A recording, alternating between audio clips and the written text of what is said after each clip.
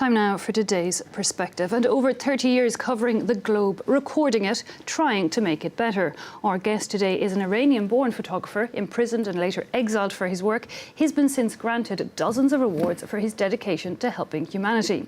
They say a photo speaks 1,000 words, so let's first take a look at some of the photographs by Reza.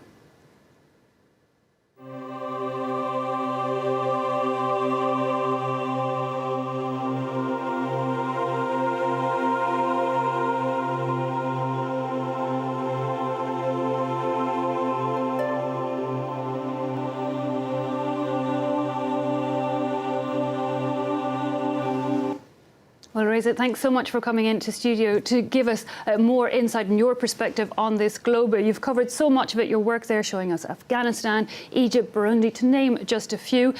You've spent long periods of time covering conflicts, refugee camps. When you think of our world today, what's the first image that comes to your mind? The first image is the big division that started really tearing apart our societies, our humanities, and we are getting more poor and poor, the people which I see that travel. I've been traveling for 40 years in more than 100 countries, and I have seen how the really people becoming poor and poor, and on the other hand, I see how the wealth is growing and growing and growing, and this is the main problem which I see that happening in the world. The result of it, definitely the war is one of the result of this, and other poverty and disasters is covering the humanity.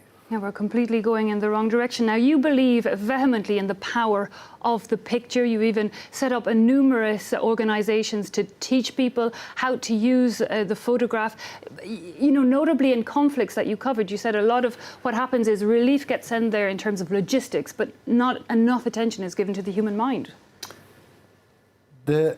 We have a saying that if a little kid doesn't cry, the baby will never get attention. Or in a way, what we are doing, with our photograph, with our images, we want to bring attention of the world to what's happening in the other side, in the places that they don't see or they don't want to see. But that is how we could change the whole history. If people, they get to know each other better, if people, they understand each other, if the culture, they understand each other better. And photography is a universal language, is the best way to express this. So the people that they are in war zones, they also need their stories to be told by themselves. That's how I try to help them to tell their own stories. But do you feel after all these years that those stories are being heard? I mean, people will stop in front of a photograph, they might be aghast. I'm thinking even of that little 3-year-old toddler, Syrian refugee that died on the beach, Alain. People horrified, that picture went around the world, but did people act on it? We don't see the immediate and very general impact, but the same way that education happenings, you know, when you start going to the school, after 2 or 3 days in the school, you are not reading the best books. You are starting with A, B, C, D. And photography, they have the same impact on the humanity. It needs little by little generation to understand and to remember those images of the war and the horror of the war, that maybe 2 or 3 generations will need that finally to look to all these pictures and all the stories, and he said that we have to stop the war, otherwise we are not going to survive, and this is the reality. If we don't stop the war with the new weapons that every country is building that could destroy immediately the whole town, even not the nuclear, the other, so we need to save the humanity and planet. On the one hand, at least with the images and the photography, we can never say we didn't know what was going on at other parts of the world. But at the other side, people say they now are overwhelmed with, notably, the bad stories that come from these pictures. And a lot of people are starting to look away.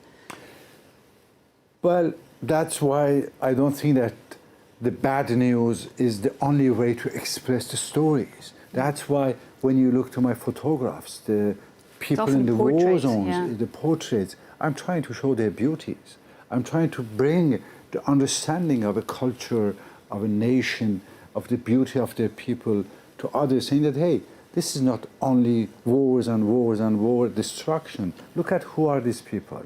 Look at how beautiful they are. Look at how peaceful they are. So maybe we could somehow act and stopping the wars. That's what I believe we should do with our photographs. I guess it helps us relate if we concentrate on that human aspect. And I know you have, some of your organisations are in refugee camps. I believe a Syrian refugee camp in Iraqi Kurdistan, and there, just proof really of the power of a photographer. One young girl, Maya Rostram, actually, I believe, brought you to tears with her photograph. Tell me about that, the work there and her photograph. The reality is that the children now, I believe that they are the best photographers, like best artists in reality.